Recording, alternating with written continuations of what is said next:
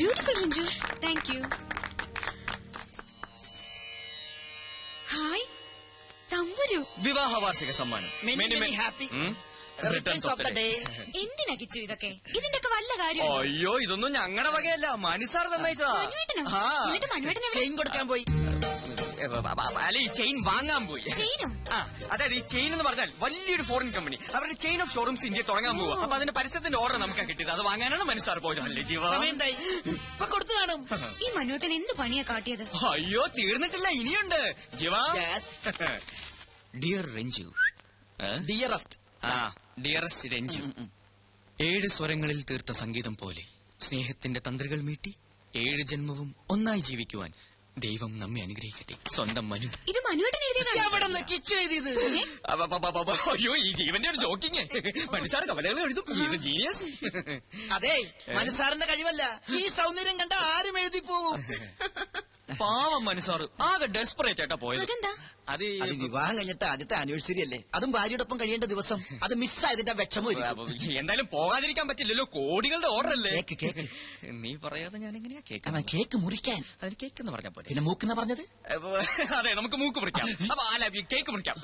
ഇതാ കത്തി, നൈഫ് മുറിച്ചോ. മനുവേട്ടൻ ഇല്ലാതെ അതിനെന്തിനാ മനുസാർ ഒരു കത്തി പോലെ?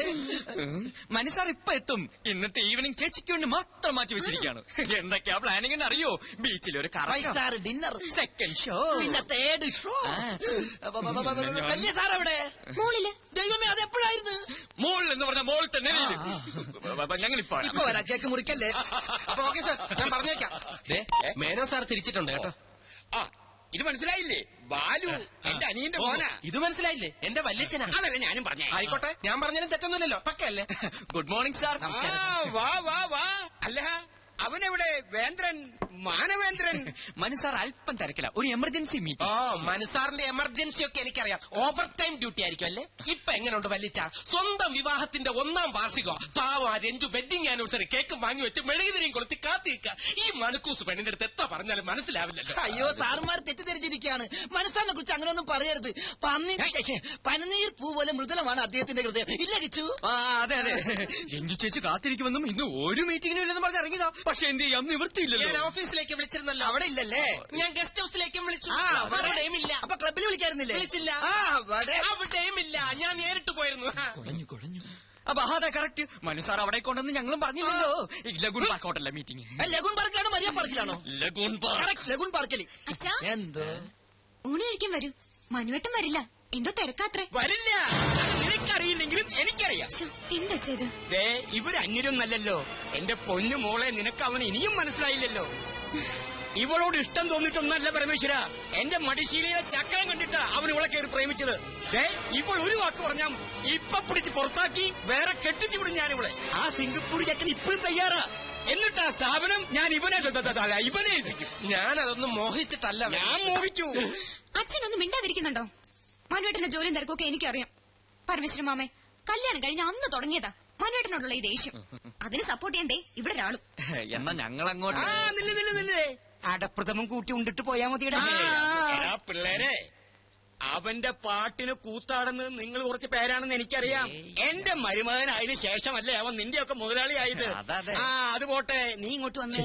എന്താ? വാ. എന്ത് മീറ്റിംഗ് ആണെന്നാ പറഞ്ഞേ? ബ്യൂട്ടി കോൺടെസ്റ്റിന്റെ ആദ്യം ഈ സ്പോൺസേഴ്സുമായിട്ടുള്ള മീറ്റിംഗ്, മോഡൽസുമായിട്ടുള്ള മീറ്റിംഗ്, ഫോട്ടോഗ്രാഫേഴ്സുമായിട്ടുള്ള മീറ്റിംഗ്, പിന്നെ മീറ്റിംഗ് എല്ലാ ശ്രദ്ധയും ബുദ്ധിയും മീറ്റിംഗ്. അല്പം തെറ്റിയാണ്ടല്ലോ. കവിതകൾ എന്റെ ബലഹീനതയാണ്. സ്ത്രീയെക്കുറിച്ച് പ്രശസ്തനായ ഒരു ആംഗലേയ കവി പാടിയത് എനിക്കറിയൂ. ഇല്ല. ഒരു നിമിഷം തരൂ നിന്നിൽ അലിയാൻ, ഒരു യുഗം തരൂ നിന്നെ അറിയാൻ. എത്ര പെട്ടെന്നാണ് ഞാൻ ആനിയെ അറിഞ്ഞത്.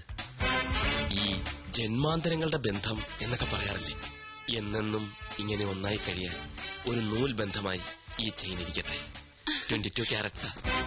ഇനി മുതൽ അങ്ങോട്ട് ഐ മാറ്റ് അഡ്വർടൈസിംഗ് കമ്പനിയുടെ അസറ്റ് ആയിരിക്കും Annie. I assure U.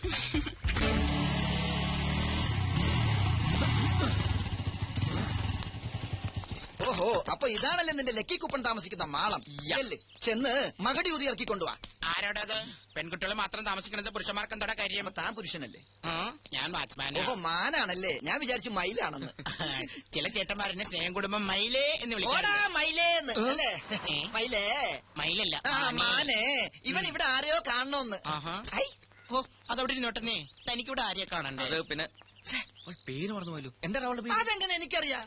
Ramani, Sarala, Sarasu. Ramani സരളൊന്നുമല്ല. അപ്പൊ എന്റെ കയ്യിലെ സ്റ്റോക്ക് തീർന്നു. യമണിക്ക് എന്താ കുഴപ്പം? എനിക്കല്ലേ അറിയാൻ പറ്റുള്ളൂ. ഒന്ന് പോടോടുന്നു. അതെ, ഇവിടുത്തെ ഏറ്റവും സുന്ദരിയായ പെൺകുട്ടിയുടെ പേരെന്താ? ഇവിടെ എല്ലാം സുന്ദരിമാരാ, ഞാനടക്കം. കൊതിയൻ. ദാ, ദേ.